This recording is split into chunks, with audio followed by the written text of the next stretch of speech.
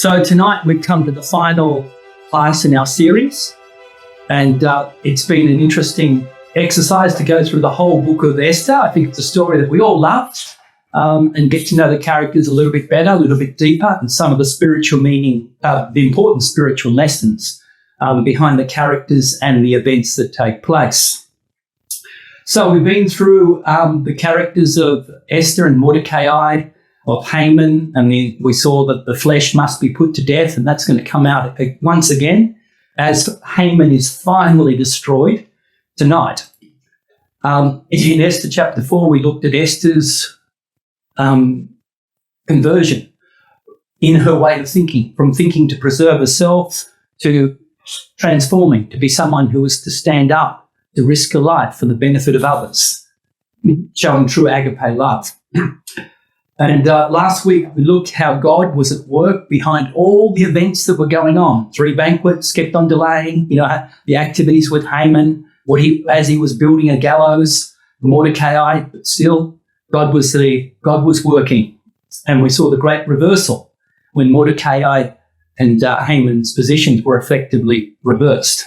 So tonight we're going to conclude by looking at Esther chapter 7, and we'll see how God is the ultimate strategist in terms of our salvation. Okay? So if he's doing this for our salvation so that we can all get into the kingdom. And he knows in advance what's best for us, and often, and rightly so, that will mean that we have to go through trials and tribulations to get into the kingdom of God. And finally, in Esther chapter 8 and 9, we're going to look at the Persian Express Post, which delivered in its day a wonderful message of light, joy, gladness, and honour. So Esther chapter 7, the game of life. And you can see I've got the picture of a chessboard here on the screen, and I presume everyone is reasonably familiar with the game of chess, having played 1 or 2 games in their life. Now, you see, what the key, if those familiar with chess, a fundamental rule is never underestimate your opponent's queen. It's the most powerful player on the board, isn't it? It can move in more directions than any other piece on the chessboard. So never underestimate your opponent's queen. But see, this is exactly what Haman had done. He failed to keep his eyes on the queen. He overlooked Esther's role. He underestimated Esther. He effectively thought she was just a pawn. And he failed to consider her importance in the match. And this would be his undoing. He'd already mapped out his next few moves with deadly precision, hadn't he? He just finished building a 75-foot gallows, 3 stories high, upon which to hang Mordecai. And he had Mordecai in check, and was now only hours away from declaring a cruel but decisive checkmate. But then something unexpected happened.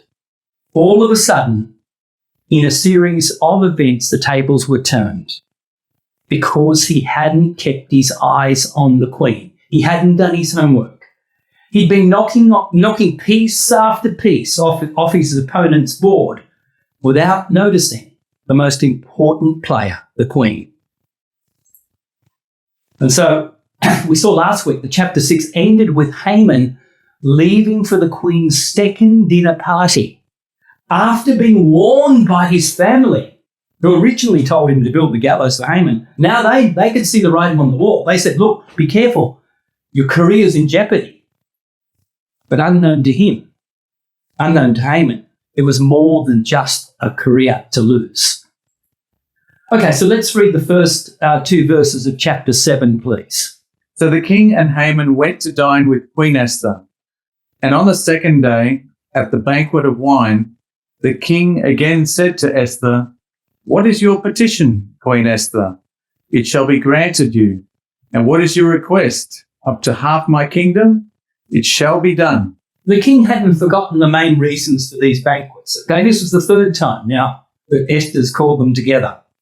And he's saying again, what is it What are you after, Esther? What is it? He was dying to know what Esther wanted. And he uses the expression, I'll give you even up to half of my kingdom. Third time, he's promised that. Now, I don't think that's just something he says lightly to anyone.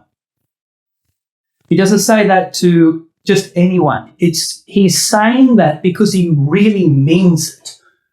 And it means that it just shows the genuine love, respect, and appreciation that he had for Esther.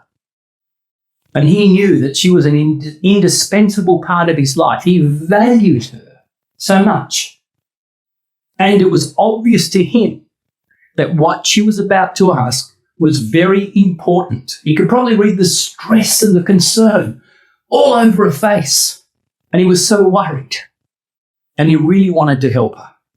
So I think this expression, it just tells us a little about the character of the king again, that he's not such a bad egg that a lot of people make him out to be. And he certainly, knows and appreciates Esther for her character. And it's a complete contrast, isn't it, with Herod's promise.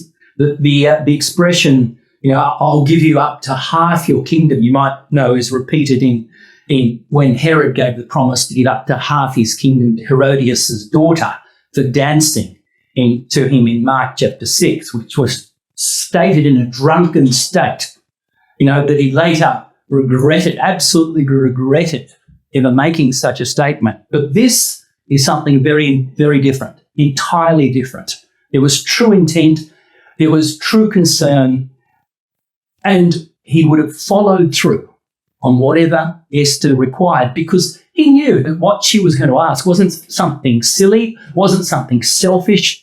He knew it was something really important that would affect him as well. And we suggested the actual connection last week too, that perhaps by this stage Esther had 1 or 2 children or was pregnant, one or all of the above. But that would also explain why he was prepared to give Esther so much, knowing that would go to his sons as well. And so the queen finally reveals herself in verse 3 and 4. So let's keep reading, please. Then Queen Esther answered and said, "If I have found favour in your sight, O king, and if it pleases the king, let my life be given me at my petition, and my people at my request. For we have been sold, my people and I, to be destroyed, to be killed, and to be annihilated. Had we been sold as male and female slaves, I would have held my tongue, although the enemy could never compensate for the king's loss." All right, thank you. Now, here she is quoting almost directly from Haman's edict in Esther chapter 3, verse 13. We are going to be destroyed, killed, and annihilated, is what Haman said was the decree issued, to kill, to annihilate all Jews, young, old, women and children in one day, on the 13th day of the 12th month. And she's no longer silent, is she? She stands up. The intimidation factor is gone. Now all she wanted was life. She wasn't concerned anymore about the position, that the Queen of Persia bestowed upon her, with all the attendants, with all the properties, with all of everything else that went along with her. That meant nothing to her now. All that she was concerned about was the life of herself and for her people. And so also she finally here confesses to being a Jew. For more than 5 years, she kept this a secret from the king. Remember that was on Mordecai's advice back in Esther chapter 2, verse 10, when Mordecai had commanded her not to make it known. Her motto had been, I'm a Jew on the inside, but Persian on the outside. But now, in this courageous petition, Esther openly declares to the king and his Jewish-hating friend, Haman, who she was, who she belonged to, both in life and death. I am a Jew, Ahasuerus, is what she's saying. And if they perish, then I perish with them. Now, at this point, the king may not have caught on to what Esther was doing, but Haman certainly had. He was now but a pawn being chased by the queen. You know, in the final stage of the game of chess, you know, it's no longer so much a game of strategy and thinking and planning your moves. It becomes a game of chess, you know, with the queen chasing one pawn around until she gets him. So that's exactly what's happening now. Haman's being chased. He can see it. And so in doing this, note that Esther protects the king while drawing closer to moving on Haman. It's actually a fascinating, this in verse 4 here is a fascinating admission by Esther. She told the king that if the Jewish people were merely being sold into slavery, she wouldn't have said anything to him. But they weren't being sold into slavery. They were going to be killed. Mass genocide, weren't they? And the king was hearing that his wife was in danger. And he probably didn't even know why. Now, remember, we talked about this last week. Ahasuerus most likely allowed Haman to write the first edict in chapter 3 without ever being informed about the particulars of the coming massacre. Haman just said it to certain people.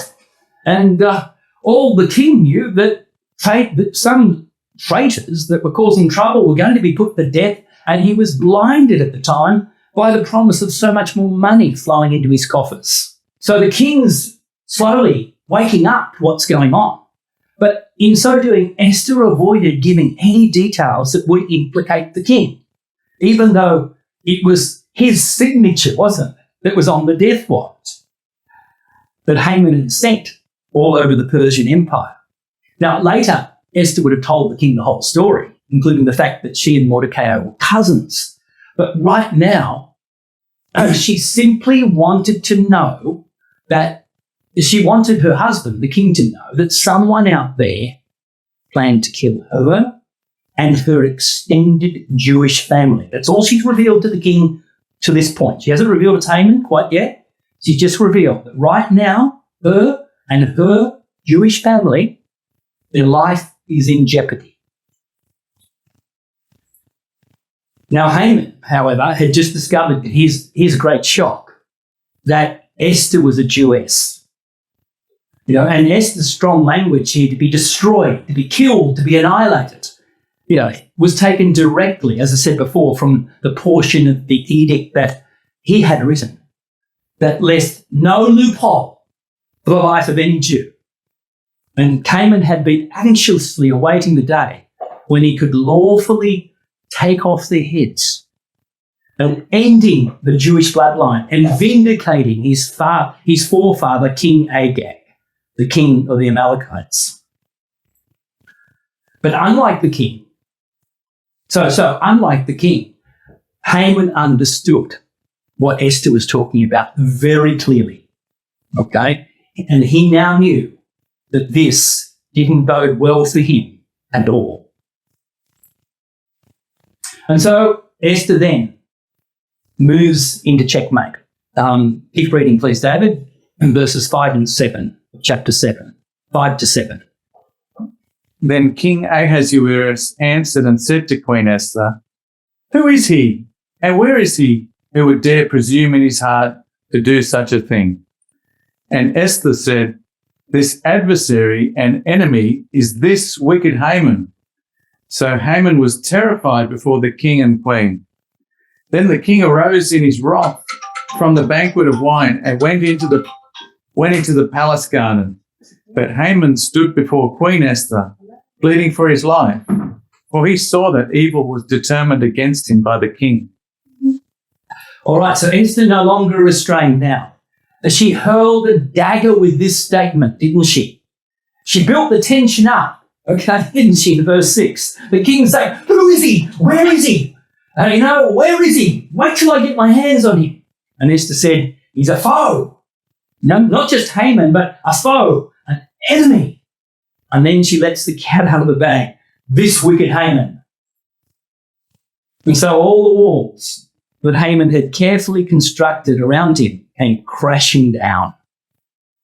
And the king was so shocked and infuriated that all he could do, all he decided to do, was to rush out into the garden to digest what had happened. And what must he have been thinking at this time? It's probably a good thing he did go out like that instead of staying. He had quite a situation on his hand, didn't he? He was actually feeling the corners of the chessboard himself. He was being chased around in this game. How could he punish Haman for an edict stamped with his own royal seal? How could he deal with Haman without admitting his own role in signing this decree? How could he rescind this decree, which was now the law of the Medes and the Persians? How could he possibly soften this down that demanded the total destruction of all the Jews when there was no loophole? And perhaps more importantly, how could he protect his loving wife's life, Esther's life, while at the same time protect his own reputation? And if he couldn't, if he failed, how was he going to explain Esther's death? And so the king was frustrated, not just at Haman, but can you see how frustrated and annoyed he would have been with himself? Why did I trust Haman so completely? Why in the world did I sign that edict? Why didn't I read the fine print of what Haman was up to? And so, but while the king was out in the garden thinking about these things, Esther showed no remorse at all for Haman. This quiet, gentle spirit did not just meekly sit back and let Haman rule her life. Haman tried to beg for his life from Esther, but no tears are shed from Esther's point of view. Her tears will flow in the next chapter, verse 3, when she appeals to the king to save her people. And if you read closely further on in verse 8, Haman, based on the king's reaction when he came in and saw Haman assaulting Esther, which was correct, it's evident that Haman one last time tried to assault and force her, trying to convince her to change her mind. So at first he was on the floor begging. Then step 2, when that didn't work, he tried, look, who do you think you are? You're just a Jew. I'm the Prime Minister. What are you doing? He really got aggressive with her. But Esther refused his pleas, knowing that you don't spare Haman, just as you don't spare Agag. They are only fit to be put to death. And so God is teaching us that King Sin, Diabolos, will be cast down, can be defeated before all who are prepared to stand up to it. But you've got to be ruthless about it. You've got to be prepared and resolute to put it to death. Now, according to Persian law, 2 serious accusations, 2 serious, well-documented, well-supported pieces of evidence were required before someone would be condemned to death. So this is what the king needed. So in verse 8, let's read this again, Paul. We haven't read it yet, so David, please read verse 8. When the king returned from the palace garden to the place of the banquet of wine, Haman had fallen across the couch where Esther was. Then the king said, will he also assault the queen while I'm in the house? As the word left the king's mouth, they covered Haman's face.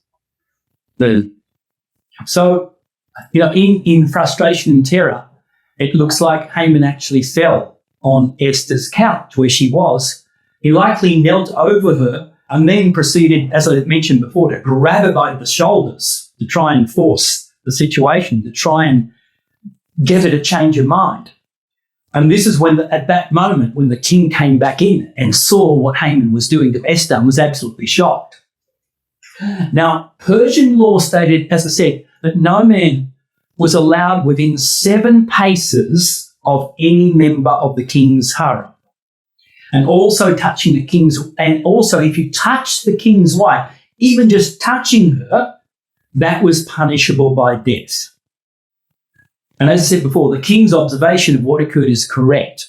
Haman was assaulting her. He was grabbing her and shaking her, trying to get her to change her mind. And so they covered Haman's face. According to a Persian custom, because according to a Persian's custom, a condemned man was no longer worthy to be looked upon or to look upon another. And so the king was able to condemn Haman to death so quickly because, as I said, Persian law requires 2 serious accusations. He had it first. Haman's plot to kill the Jews was the first one. That was now revealed, and that would have been a direct threat to his own wife. And now, secondly, he came back in. Haman was assaulting Esther. Okay, that was the second bit of evidence that would complete the story. However, to completely tip the legal scales over and to make sure that Ahasuerus simply had no doubt whatsoever that he could legally put Esther to death, one more thing happened, and it was the voice of a servant. A servant spoke up that confirmed that Haman deserves to die. Verse 9, please, David. Now Harbona, one of the eunuchs, said to the king, "Look, the gallows, 50 cubits high, which Haman made for Mordecai, who spoke good on the king's behalf, is standing at the house of Haman." Then the king said, "Hang him on it." All right, thanks. So, Harbona, now he's mentioned in chapter 1, verse 10, one of the 7 eunuchs that served the king. You remember the story with Vashti, that she wouldn't come to the feast? So the king sent these 7 eunuchs, one by one, okay, not all at the same time, but one by one to try and appeal to Vashti to come to the feast. So Harbona was one of those servants. And this servant emphasized what Mordecai had done in saving the king, and that Mordecai was planning to kill him. He suddenly spoke up. Well, he's in the background, just sort of off in the corner of the room there. He comes forward and says, "Excuse me, Your Highness, but you should take a look outside your window and see the gallows or the big pole that Haman has built for Mordecai. You remember Mordecai, don't you? He's the hero who you just made a benefactor because he saved your life. Haman's trying to kill this man that has been so loyal to you."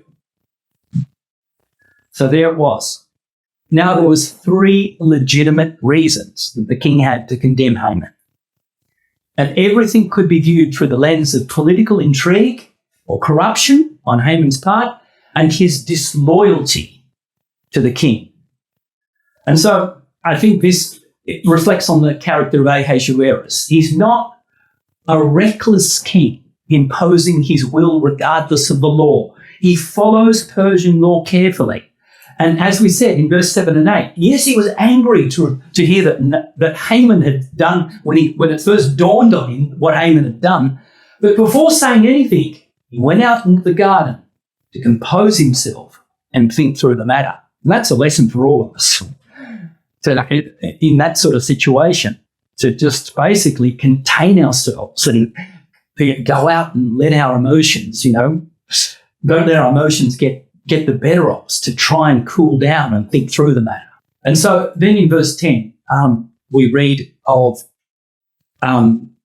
what the king said. After the king said, hang him on those gallows. So they hanged Haman on the gallows that he had prepared for Mordecai, and then the wrath of the king abated. So that which Haman used to destroy Mordecai had become the instrument of his own death. What Haman was planning to do, what he built to destroy Mordecai, ended up being the instrument of his own death.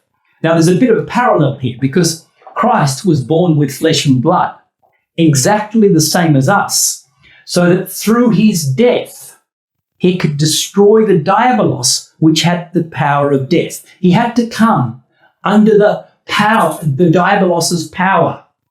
Okay, he had to be destroyed himself. He had to die on the death the diabolos delivers to all in order to destroy the diabolos himself.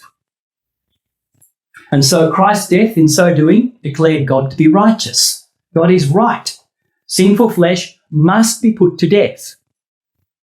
And if we embrace this principle and live by it, God can righteously forgive our sins. Now, the death of Haman did not end the effects of his works, did they? Because we know the decree was still there, and in less than, I think, from this point, about 7 months, all the Jews were going to still be destroyed. The decree was still there. Haman was dead, but his decree, signed by the king, continued to be legal and effective.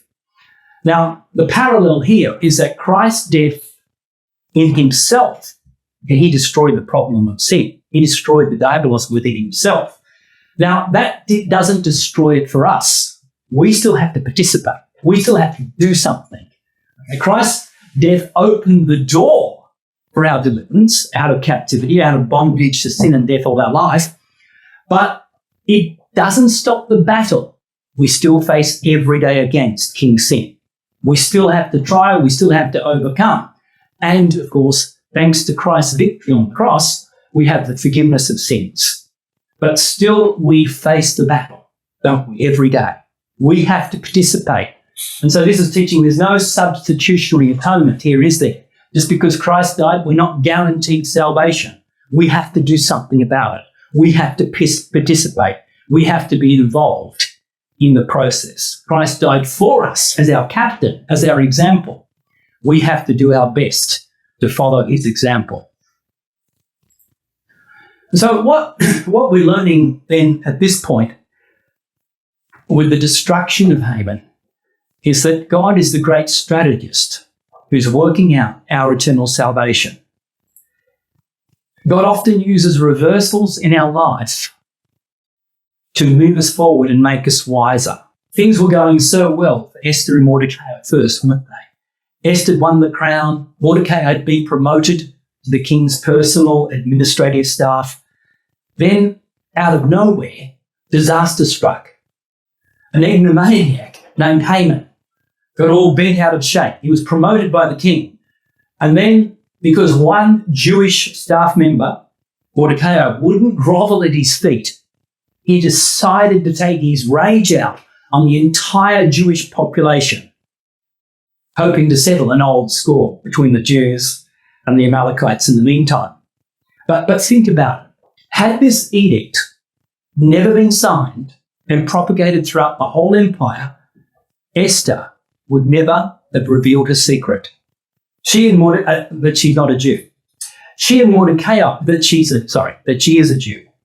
She and Mordecai may very well have lived their entire lives in the comfort of the palace and refusing to identify themselves with the remnant of God. It was the threat of impending death, wasn't it? And the hopelessness of this decree, death to all the Jews, that brought about their own personal revival, strengthened their faith and their confidence in God. And so, the same with us. God can use such reversals in our life, go from a period where everything's going well to a period where disaster strikes, and we'll wonder, what on earth is going on, to bring us back to fully place our confidence, our trust and dependence on him, to realise that of our own ability we're hopeless.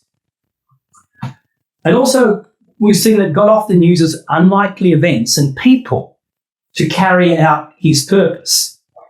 Now, as we mentioned before, the king's eunuch, the servant in the corner of the room, spoke up to confirm that and made it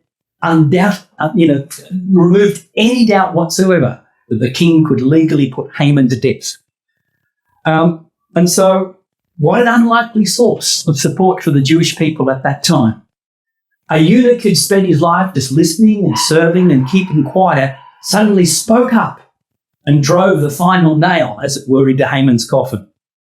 So from the world's perspective, he was just one eunuch among thousands, a pawn on the chessboard that no one paid much attention to. But the point is, God uses little people to accomplish great things. As the Apostle Paul says in 1 Corinthians chapter 1, verse 20, God hath chosen the foolish things of the world to confound the wise. And God hath chosen the weak things of the world to confound the things which are mighty. So isn't it wonderful to see such a weak and insignificant person in this story to move forward to save the day, as it were? And the third point is that God often puts us through great difficulty before providing deliverance. If God simply wanted to deliver us, he could do it quickly and painlessly, but he isn't as concerned with our deliverance as he is with our development through all the trials that we go through.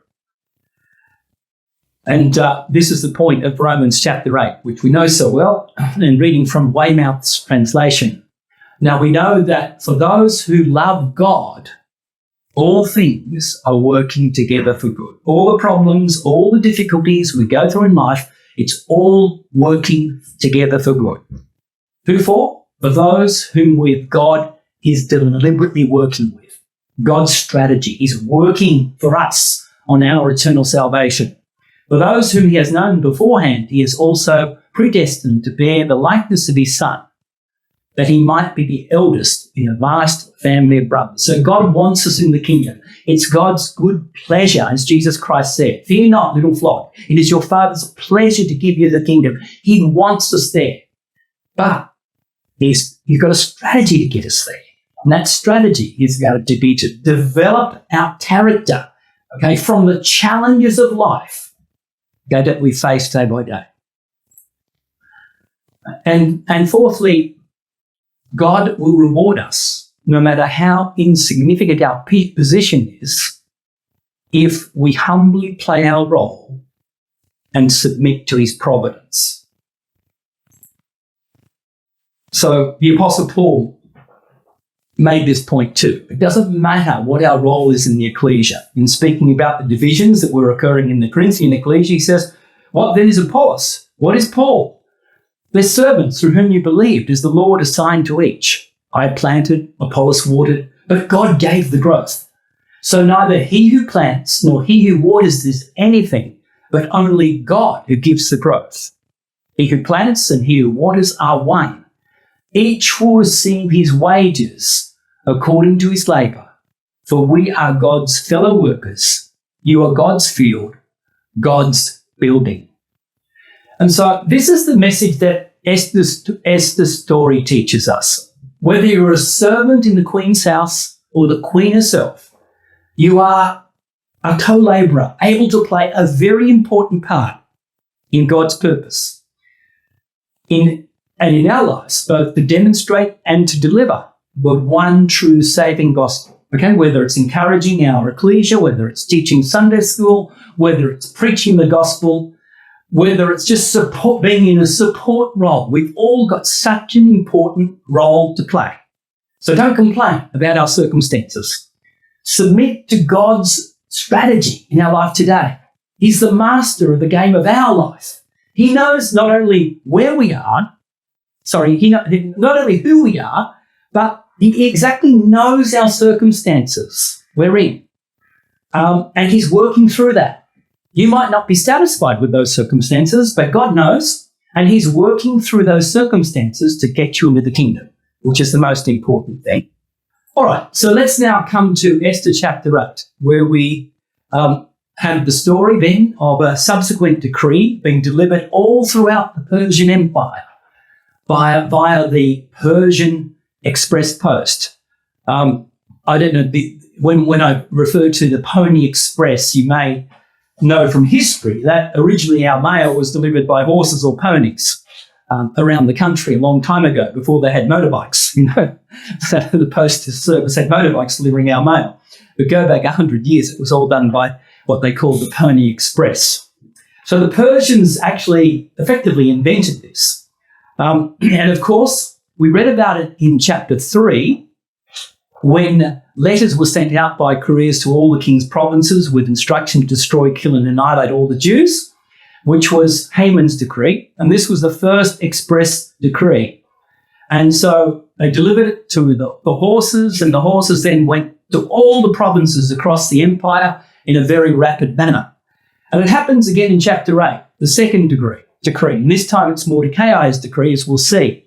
And we read there in verse 10 of chapter 8, then he sent the letters by mounted couriers riding on swift horses that were used in the king's service, special horses bred from the royal stud, saying that the king allowed the Jews who were in every city to gather and defend their lives, to destroy, to kill, to annihilate any armed force of people or province that might attack them. So the couriers, in verse 14, the couriers mounted on these swift horses that were used in the king's service, and they rode out hurriedly, urged by the king's command. And so now Herodotus, who was approximately around the same time as Ahasuerus' reign, wrote concerning this Persian postal service. He said this, nothing mortal travels so fast as these Persian messengers. The entire plan is a Persian invention, and this is the method of it. Along the whole line of road there are men, they say, stationed with horses, in number equal to the number of days which the journey takes, allowing a man and a horse to each day. And these men will not be hindered from accomplishing at their best speed the distance which they have to go, either by snow or rain or heat or by the darkness of night. Okay, so this is what Herodotus wrote, okay, in BC, 450. The first rider delivers his dispatch to the second, and the second passes it to the third. And so it is borne from hand to hand along the whole line. And so here's a map that just shows one of those famous roads in with the Persian Express, this express delivery system, which went from Susa, or probably from Persia as well. The road probably went down that far as well, but Herodotus particularly makes mention of this as an example of one of the roads going all the way to Sardis here in Ephesus, and all the way to Susa in the area of Elam and Babylon. And so Herodotus notes that along this particular route, there were 111 royal staging posts interspersed, so that the riders could keep taking over in relay to deliver the message throughout the empire. Now it's interesting. Has anyone these words that Herodotus quoted? These men will not be hindered from accomplishing at their best speed the distance which they have to go by snow or rain, heat, or by the darkness of night. It's very similar to what's engraved here across the front of the New York City Post Office in 8th Avenue in Manhattan. Just coming a little bit closer, you can see there, neither snow nor rain, okay, nor heat. And that's what is written. Neither snow nor rain nor heat nor gloom of night stays these courageous couriers from the swift completion of their appointed round. So I don't know how long they've had that there for. I would probably say over 100 years, but they got it from Herodotus, 2,500 years ago. Something that Herodotus wrote became the motto for the US postal system. Now, it was this Persian express post that had already delivered the mail from Haman announcing the sentence of death. Now, every Jew throughout the whole empire would have seen that post. They would have read the message on the tree, read the notice on the wall in their little village. Doesn't matter whether they were wealthy or poor. And the word travelled as swiftly around as the riders on their galloping horses, bringing this news of unspeakable terror, grief, and despair. The Jews were seemingly outnumbered and defenceless. But then the tables were suddenly turned in this chapter when Esther risks her life to get the king's attention. And within 24 hours, Haman's plot was uncovered and he was hanging from his own gallows. But as we said, that wasn't the end of the drama. Haman may have been dead, but his edict of death was still very much alive. So Haman's decree had been sealed with the king's royal insignia, You couldn't get out of it. It was the law of the Medes and Persians. So Esther's job was far from over. In fact, now she was actually needed more than ever. Okay, so let's move into chapter 8 now and read verses 1 and 2. On that day, King Ahasuerus gave Queen Esther the house of Haman, the enemy of the Jews. And Mordecai came before the king, for Esther had told how he was related to her. So the king took off his signet ring, which he had taken from Haman, and gave it to Mordecai. And Esther appointed Mordecai over the house of Haman. Okay, so King Ahasuerus gave all of Haman's property and possessions to Esther. And this was normal. Josephus, for example, informs us in the late kingdom of Persia, treason and felony resulted in the forfeiture of property and wealth to the crown. And in turn, Esther gave that into the hands of Mordecai, okay, and making him all of a sudden the second most wealthy person in the kingdom. So just imagine these two Jewish cousins, now the two most powerful positions in the Persian Empire other than the king himself. Okay, the queen and the prime minister were Jews. It might look like a series of coincidences, but it was all God's strategy. Not only did Haman lose his life, but his home and his possessions were given to the very Jews who tried to kill. Now let's keep reading now in verse 3 to 6, where we read that Esther once again risks her life before the king. Now Esther spoke again to the king, fell down at his feet, and implored him with tears to counteract the evil plot of Haman the Agagite and the scheme which he had devised against the Jews. And the king held out the golden scepter toward Esther. So Esther arose and stood before the king and said, "If it pleases the king, and if I have found favour in his sight, and the thing seems right to the king, and I am pleasing in his eyes, let it be written to revoke the letters devised by Haman, the son of Hammedatha, the Agagite, which he wrote to annihilate the Jews who are in all the king's provinces. For how can I endure to see the evil that will come to my people? Or how can I endure to see the destruction of my kindred?" Okay, now the question is, if you look at, as we saw, just verse 1, the kings just elevated Esther and Mordecai. Why did Esther need to go in and interrupt the king, and the king needed to hold up the scepter as if she interrupted the king, and it was a dangerous thing to do? She should have.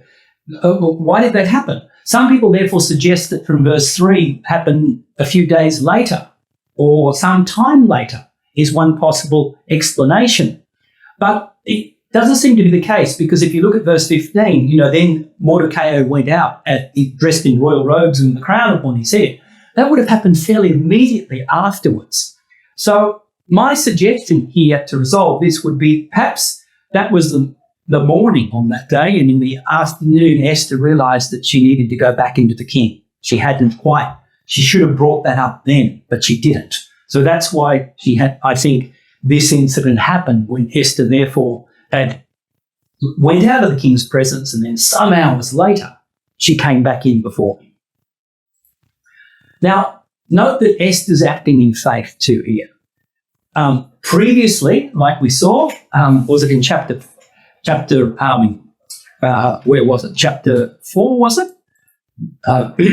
In chapter 4, Esther needed a lot of encouragement going before the king from Mordecai through that messenger Hatat, whose name means truth, back and forth 3 or 4 times before she finally, moved to a position of faith to going before the king. Now she doesn't need that encouragement. She's acting on her own. She's thinking things through herself and able to act, in this spiritual manner now. And now the letters with the king's seal had already gone out to all provinces, calling for the death of the Jews. This was made into a law, and that law still stood. Didn't change it. Now, Esther requested the king to revoke or reverse or withdraw this law. That's what she asked, wasn't it?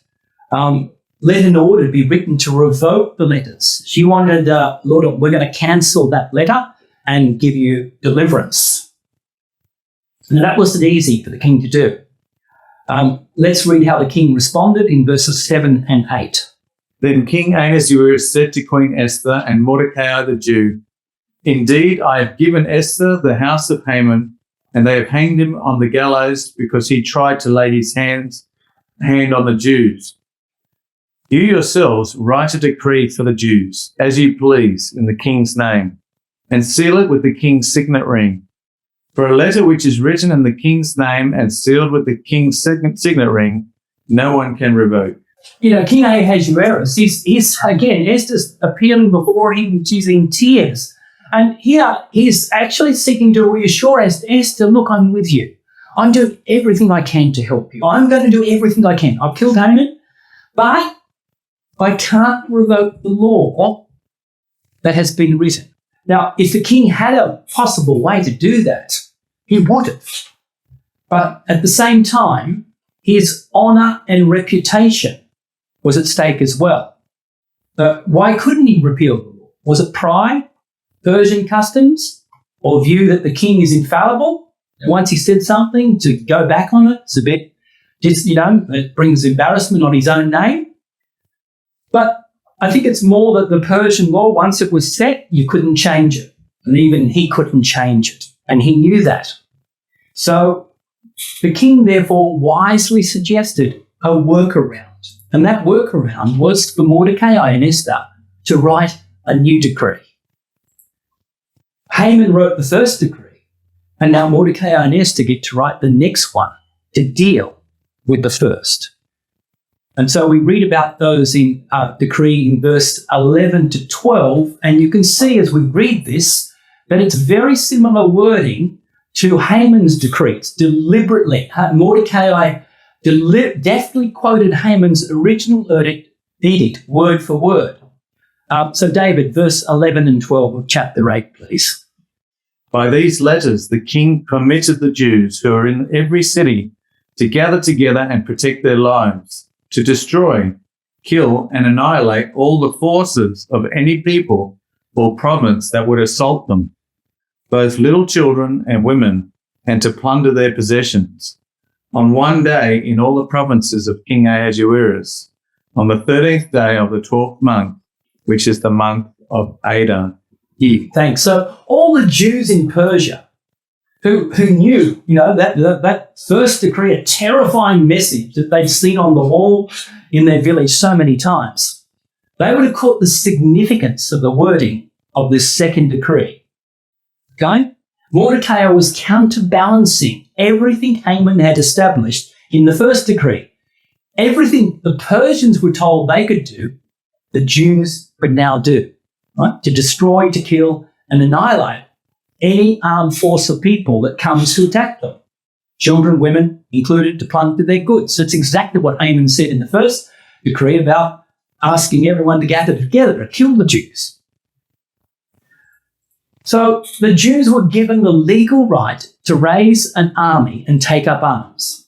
And in fact, in addition to that, they were given the right to plunder the goods of any Persian who died while attempting to kill them. Now, it's just good to, at this juncture, to remind where we are in the time of the chronology of the Book of Esther. Now, Haman's decree, happened in the first month of the king's 12th year, on the 13th of the 12th month, right? So Haman's decree, and it would be effective in 11 months, which was the final, the 14th, the 12th month down here. Now, at this point, we are in chapter 8 with the new decree written by Mordecai, where in the 12th year of the king, and it's the 3rd month and the 23rd day. So it's between the two decrees, it's just a little bit over 2 months, time between the two decrees. So just imagine, here's the wall of your local village where you see the edict. 2 months earlier, this decree of the king was posted. okay, which was written by Haman. All Jews are to be killed on the 13th of Adar. And all money was going to be given to Haman, because that's what Haman wanted to gather the money to pay into the king's coffers. But the Persians can take ownership of Jewish land. So 2 months ago, this is what the Persian Express delivered throughout the whole empire. And you can probably imagine that ever since that time, the sound of rushing hoofbeats of horses sent a shudder down the Jewish spines as they feared what news might be delivered from the next place. And so here they hear, once again, 2 months later, the horse hoof rushing frantically into their town and posting another decree on the wall. Here they are in bewilderment, just trying to say that they're bewildered by this decree. But this time, the second decree is posted on the wall. All Jews can defend themselves and kill anyone who attacks them on the 13th of Adar. The Jews can take ownership of their attackers' money and land. So, what a relief to all of the Jews after 2 months of despair.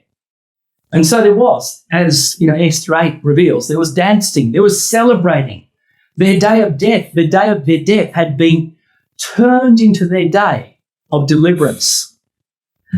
And another thing this new law did, it warned the Persians that they were no longer allowed to kill and steal from unarmed Jews. There wouldn't be a picnic of plundering. They would be risking their own lives and the lives of their own families if they did, because now the Jews could legally retaliate in self-defense and plunder. So the Persians would have thought all they needed to do now was just do nothing, restrain themselves. No one would get hurt. They would just lay off killing the Jews. If they kept their greed and their animosity in check, no one would die. So, but the lesson here, I guess, is there's two laws. This is Haman's law of sin and death. Okay, and it's like the law of sin and death that we're all born subject to. We can't get out of it. Okay, there's no escaping it. It's our misfortune, isn't it? That we're born like this, but we're going to die. We're born with a nature that is prone to sin, and we're going to die. But what Mordecai's law is effectively the law of redemption. And this is what effectively God has done for us through Jesus Christ. Okay, by one man sin and death entered the world, but by another man, by Christ, okay, we have the hope of eternal life, the forgiveness of sins and the eternal life. By one man, many were made sinners, as the Apostle Paul says in Romans chapter 8. By one man, many will be made righteous. So the two laws are in place, thanks to what Adam did in the first place, and then what Christ did. We're still bound by that law of Adam, okay, of sin and death, until we are given eternal life when Christ returns. But we have the new covenant in place, okay, which sets us free in prospect, isn't it, from the law of sin and death. And it's a cause of great celebration for us.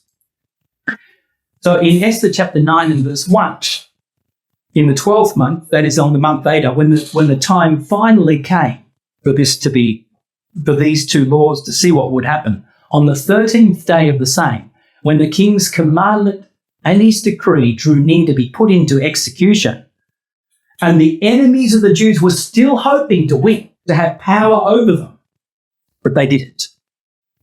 It was turned to the contrary, and the Jews had rule over them that hated them.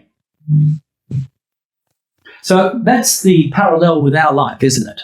And the two laws, and the fact that the two principles that our life operates on, the law of sin and death that we're born into, but through our baptism we enter into a new relationship. We have a wonderful hope of the forgiveness of sins and eternal life being removed, the problem of the diabolos and its works being completely removed from us as well when Jesus Christ returns.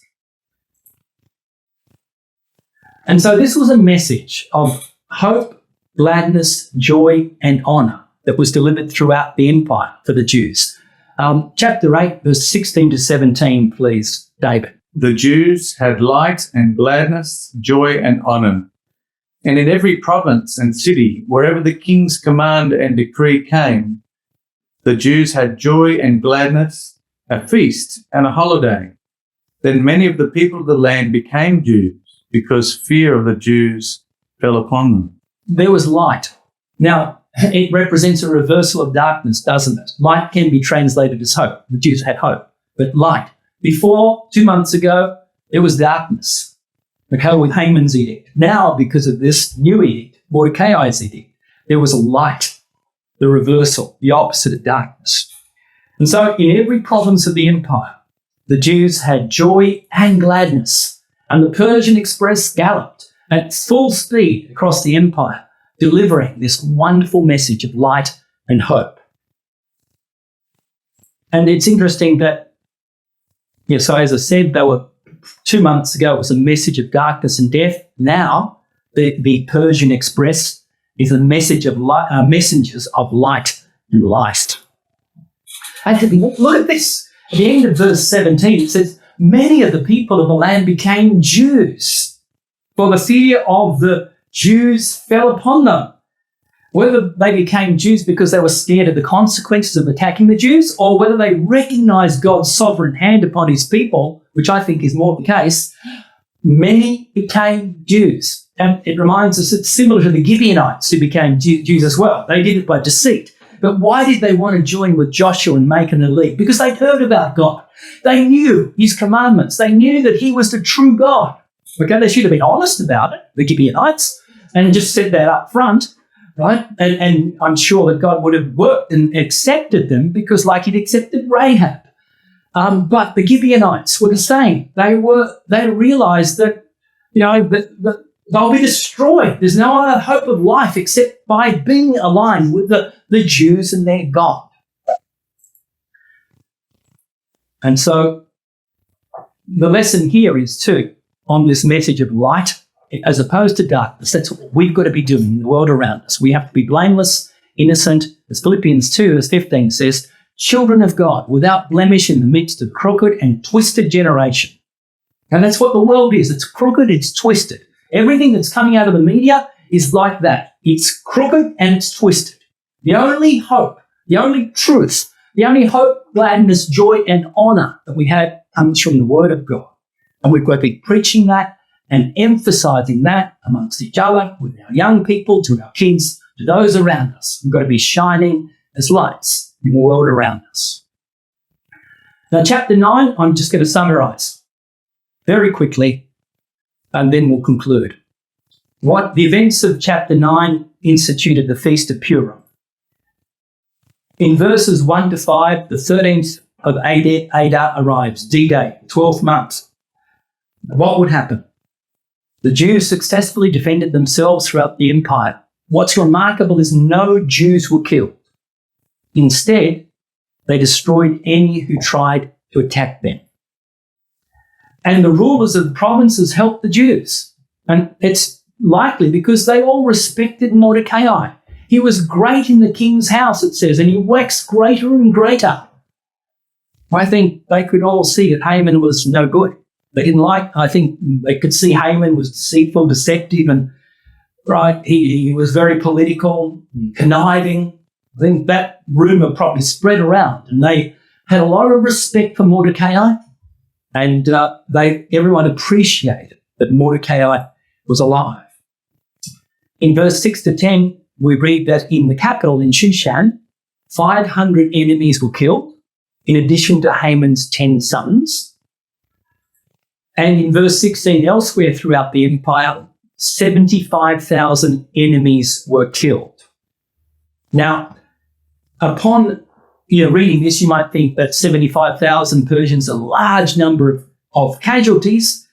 Fighting must have taken place all over the kingdom, but documents and historians from this time period suggest that the population of Persia was somewhere around 50 million people, which means then that the actual number of Persians who took up arms against the Jews was comparatively or relatively, on the bigger picture, small. Now, it's interesting in verse 11 to 15 that Esther requested an extra day for the Jews to defend themselves. Okay, so one day on the 13th wasn't enough. And also she requested that Haman's 10 sons, who were already dead, were to be impaled before all. So Likely, she overheard a plot from Haman's family and friends who were thinking, okay, the Jews can defend themselves on this day, but they won't be able to defend themselves the next day, on the 14th. So we'll rise up, we'll wait one day and rise up against them and try and destroy them. So this is what Esther went back to the king and requested an extra day for the edict to be extended one day. And that's what happened. 300 enemies were destroyed in Shushan on that extra day, and Haman's 10 sons, already dead, were impaled as a lesson before all that what Haman was trying to do and their objectives simply would not be tolerated anymore in the kingdom. And then in verse 16 to 19, the Jews rejoiced on the 14th and the 15th of Adar with feasting and gladness, and Mordecai and Esther then make the Feast of Purim, the 14th and the 15th of Adar, so 2 days, an official Jewish holiday to be commemorated. And so what is actually interesting here is that 3 times in this record of chapter 9, it stated that the Jews did not lay their hands on the spoil of their defeated enemies. Remember, the edict actually allowed for this. The edict allowed for anyone who attacked the Jews for them to defend themselves and kill them and plunder their goods. They could take all the spoil, all the property, all the money from anyone who they killed. But they didn't. But 3 times it says they did not lay their hands on the spoil of their defeated enemy. So I think, first of all, this would have gained a lot of respect from the Persians. And secondly, it's interesting that the Jews not only gained mastery over their enemies, but in so doing, through this incident, they gained mastery over themselves, the greed in themselves. They were able to constrain it. And so that's an important lesson. The Apostle Paul touches on this in Romans chapter 12, verse 17, doesn't he? Recompense to no man evil for evil. Provide things honest in the sight of all men. If it be possible, as much as lieth in you, live peaceably with all men. Dearly beloved, avenge not yourselves, but rather give place unto wrath. For it is written, vengeance is mine, and I will repay, saith the Lord. And as he says at the end of Romans chapter 12, be not overcome of evil, but overcome evil with good. And Mordecai encouraged his countrymen to keep this feast every year. Now, what for? To remember their greatness, the Jewish greatness, and how they successfully defeated their enemies? No, if we read it closely, it's not to remember their individual greatness, but actually their helpless state, and rather their total dependence upon the greatness of God. So that's what Purim is about. That's what you're meant to be thinking about. You're totally helpless, and how great God is, and our total and utter reliance and dependence upon God. All right, sorry for going over time. Now, this is the last slide. We read in Esther chapter 8 and verse 15 that Susa rejoiced at Mordecai's promotion. David, could you read that, please? Esther chapter 8, verse 15. Now Mordecai went out from the presence of the king in royal apparel of blue and white, with a great crown of gold and a garment of fine linen and purple. And the city of Shushan rejoiced and was glad. Thank you. And also then just cross over to chapter 9 and verse 4. For Mordecai was great in the king's palace, and his fame spread throughout all the provinces. For this man Mordecai became increasingly prominent. So I think clearly many Persians liked Mordecai. It wasn't, they despised Haman. They were probably disgusted by the gallows that Haman built for Mordecai. And so they rejoiced to see the great reversal. And as it says in chapter 9, Mordecai waxed greater and greater throughout the whole empire. And of course, this is a parallel, the type of Christ, isn't it? The world will rejoice when Jesus Christ is promoted as king. Christ, a Jew, will govern the earth. Going out from God's presence, Mordecai went out from the king's presence, Christ from God's presence, in honour and glory, as the eternal Father's representative on earth, arrayed in royal robes and a crown of gold. And of course, Christ will wax greater and greater. As 1 Corinthians chapter 15 says, he will reign until all enemies are defeated. And finally, at the end of the millennium, the diabolos with its power of death will be completely destroyed. The edict of Haman, as it were, or the edict that Adam introduced, will no longer be.